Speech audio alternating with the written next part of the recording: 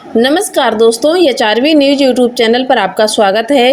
Ration card के ताज़ा update सबसे पहले पाने के लिए चैनल को सब्सक्राइब जरूर कर लें। दोस्तों, राशन कार्ड धारकों के लिए एक ऐसी खबर सामने आ रही जिसे सुनकर आपके मन में सबसे पहला सवाल यही आएगा, क्या अब राशन लेने के लिए पुराना राशन कार्ड साथ ले जाना बंद हो जाएगा? क्या अंगूठा लगाने की ज़रूरत नहीं पड़ेगी? क्या राशन लेने के लिए मोबाइल ज़रूरी होगा? और आखिर ये क्यूआर कोड और टोकन वाला सिस्टम क्या है? अगर आपके घर में राशन कार्ड है और हर महीने सरकारी राशन मिलता है तो आज की जानकारी आपके लिए बेहद महत्वपूर्ण है, क्योंकि राशन वितरण की प्रक्रिया को डिजिटल बनाने की दिशा में कई जगहों पर नए सिस्टम की बात सामने आ रही, लेकिन सोशल मीडिया और वायरल वीडियो में इसको लेकर कई दावे भी किए जा रहे हैं, जिनमें कुछ बातें बढ़ा चढ़ाकर बताई जा रही। इसलिए आज हम आपको आसान भाषा में समझाएंगे कि पुराने राशन कार्ड का क्या होगा, क्यूआर कोड कैसे काम करेगा, स्मार्ट पीडीएस क्या है, मोबाइल की क्या भूमिका हो सकती है और किन राज्यों में इस तरह की व्यवस्था की चर्चा है। इसलिए दोस्तों, वीडियो को अंत तक ज़रूर देखिए, क्योंकि आखिर में हम ये भी बताएंगे कि अगर आपके पास स्मार्टफोन नहीं है तो आपको क्या करना चाहिए। तो नमस्कार दोस्तों, स्वागत है आपका हमारे चैनल पर। दोस्तों, राशन कार्ड देश के करोड़ों परिवारों के लिए सिर्फ एक दस्तावेज नहीं, बल्कि हर महीने मिलने वाले खाद्यान्न का आधार है। ऐसे में राशन वितरण की प्रक्रिया में होने वाला कोई भी बदलाव सीधे आम लोगों को प्रभावित करता है। अभी तक आमतौर पर राशन की दुकान पर राशन कार्ड की जानकारी के साथ ई-पॉस मशीन पर पहचान और बायोमेट्रिक सत्यापन जैसी प्रक्रिया का इस्तेमाल किया जाता रहा, लेकिन अब राशन वितरण को और ज़्यादा डिजिटल, पारदर्शी और ट्रैक करने योग्य बनाने के लिए क्यूआर कोड, डिजिटल टोकन और स्मार्ट पीडीएस जैसी तकनीकों की चर्चा हो रही। इसी को लेकर एक दावा तेजी से फैल रहा कि पुराने राशन कार्ड की किताब क्या बेकार हो जाएगी और अब स्मार्टफोन में क्यूआर कोड दिखाने पर ही राशन मिलेगा। लेकिन दोस्तों, यहाँ सबसे ज़रूरी बात यह है कि वायरल दावे और किसी सरकारी व्यवस्था के वास्तविक नियम में अंतर हो सकता है। इसलिए बिना आधिकारिक आदेश देखे ये मान लेना सही नहीं है कि देश भर में हर जगह पुराना राशन कार्ड तत्काल रद्द हो जाएगा। अब पूरी बात हम आपको एक एक करके समझाते हैं। दोस्तों, पहला सवाल, क्या पुराना राशन कार्ड रद्द हो जाएगा? सबसे पहले इस भ्रम को दूर करना जरूरी है। सिर्फ इसलिए कि राशन वितरण में डिजिटल सिस्टम या क्यूआर कोड का इस्तेमाल शुरू हो रहा, इसका मतलब ये नहीं कि देश भर में सभी राशन कार्ड अचानक रद्द कर दिए गए। राशन कार्ड की वैधता, पात्रता और वितरण प्रणाली से जुड़े नियम केंद्र और संबंधित राज्य सरकारों की व्यवस्था के अनुसार लागू होते हैं।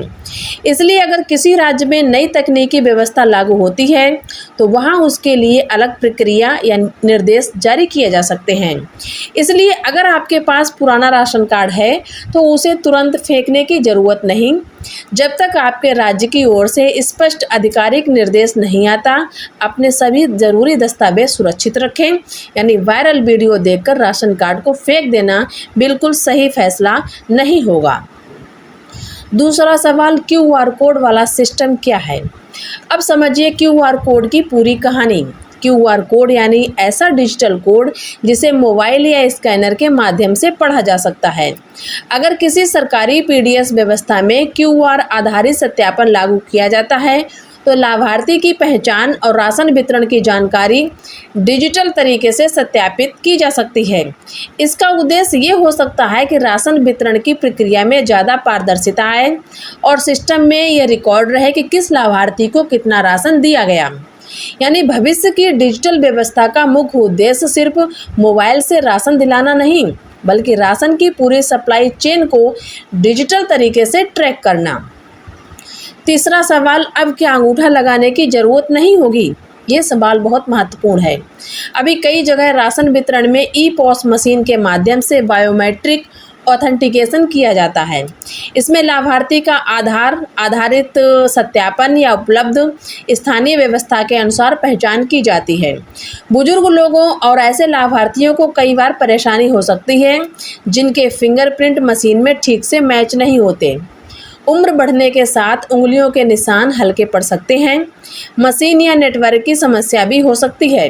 इसी वजह से डिजिटल सिस्टम में वैकल्पिक सत्यापन के तरीकों पर लगातार काम किया जा रहा। लेकिन इसका मतलब ये नहीं कि आज से पूरे देश में हर जगह बायोमेट्रिक व्यवस्था खत्म हो गई। आपके राज्य में कौन सा सिस्टम लागू है, ये जानना सबसे ज़रूरी है। चौथा सवाल, ई करेंसी टोकन क्या है? अब उस शब्द पर आते हैं जिसके कारण सबसे ज़्यादा भ्रम फैल रहा, ई करेंसी टोकन। यहाँ आपको एक बात बिल्कुल स्पष्ट समझनी चाहिए। अगर किसी पीडीएस सिस्टम में डिजिटल टोकन का इस्तेमाल किया जाता है तो उसे सामान्य पैसा समझना सही नहीं होगा। यानी ऐसा टोकन मिलने का मतलब ये नहीं कि आपके मोबाइल में पैसा आ गया और आप उससे बाजार में सामान खरीद सकते हैं। डिजिटल टोकन का इस्तेमाल किसी सेवा या लाभ की पहचान और सत्यापन के लिए किया जा सकता है। पीडीएस के मामले में इसका उद्देश्य लाभार्थी की पहचान, उसके यूनिट और उसके लिए निर्धारित खाद्यान्न की जानकारी को डिजिटल रूप से सत्यापित करना हो सकता है। इसलिए इसे डिजिटल पैसा समझकर भ्रमित होने की ज़रूरत नहीं है। पांचवा सवाल, क्या राशन लेने के लिए स्मार्टफोन जरूरी हो जाएगा? यही वो बात है जिसको लेकर सबसे ज़्यादा चिंता दिखाई जा रही। मान लीजिए किसी राज्य में ऐसी व्यवस्था लागू होती है जिसमें लाभार्थी के मोबाइल पर क्यूआर आधारित टोकन या डिजिटल पहचान उपलब्ध कराई जाती है। ऐसे में स्मार्टफोन की आवश्यकता पड़ सकती है। लेकिन इसका मतलब ये नहीं निकालना चाहिए कि जिस गरीब व्यक्ति के पास स्मार्टफोन नहीं है उसे राशन ही नहीं मिलेगा। सरकारी कल्याणकारी योजनाओं में पात्र लाभार्थियों को सिर्फ इसलिए लाभ से वंचित नहीं किया जाना चाहिए कि उनके पास महंगा मोबाइल फ़ोन नहीं है। अगर किसी नई डिजिटल व्यवस्था में स्मार्टफोन की आवश्यकता रखी जाती है तो सरकार और स्थानीय प्रशासन को वैकल्पिक व्यवस्था भी स्पष्ट करनी होगी। इसलिए अगर आपके पास कीपैड मोबाइल है तो अभी घबराने की ज़रूरत नहीं, अपने राज्य के आधिकारिक निर्देश आने का इंतज़ार करें। छठा सवाल है, राशन के पैकेट पर क्यूआर कोड क्यों होगा? अब बात करते हैं कि राशन के पैकेट की।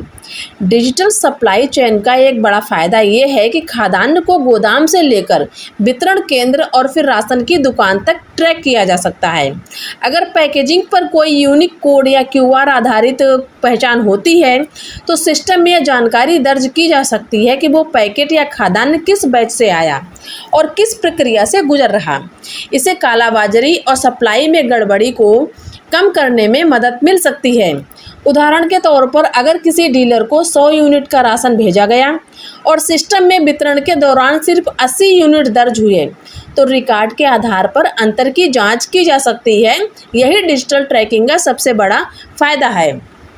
सातवां सवाल, क्या अब राशन तौलकर नहीं मिलेगा? ये दावा काफ़ी वायरल है। सरकार की दुकान पर अनाज तौलकर नहीं दिया जाएगा, सीधे पैकेट मिलेगा।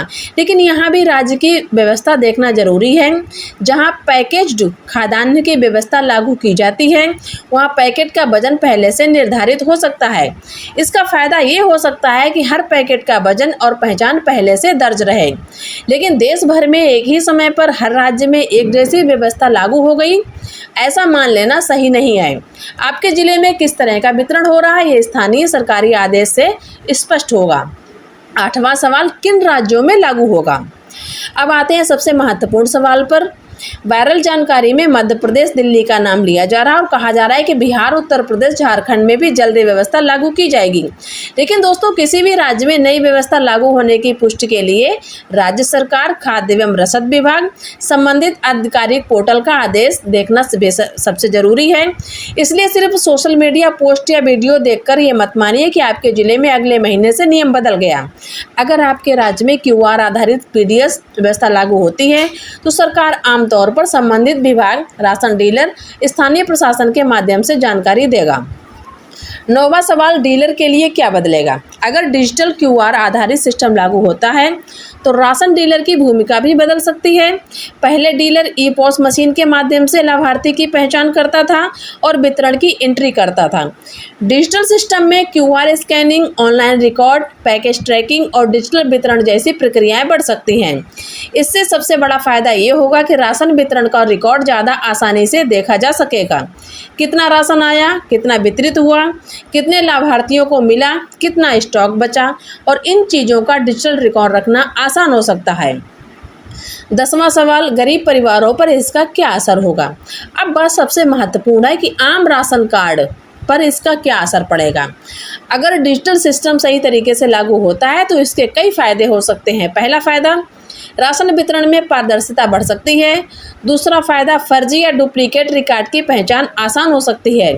तीसरा फायदा, राशन की सप्लाई को ट्रैक किया जा सकता है। और चौथा फायदा, लाभार्थी को अपने वितरण की डिजिटल जानकारी मिल सकती है। पांचवा फायदा, कालाबाजारी और अनियमितता पर निगरानी बढ़ाई जा सकती है, लेकिन इसके लिए चुनौतियां भी हैं। ग्रामीण क्षेत्रों में इंटरनेट की समस्या हो सकती है। स्मार्टफोन हर परिवार के पास नहीं होता।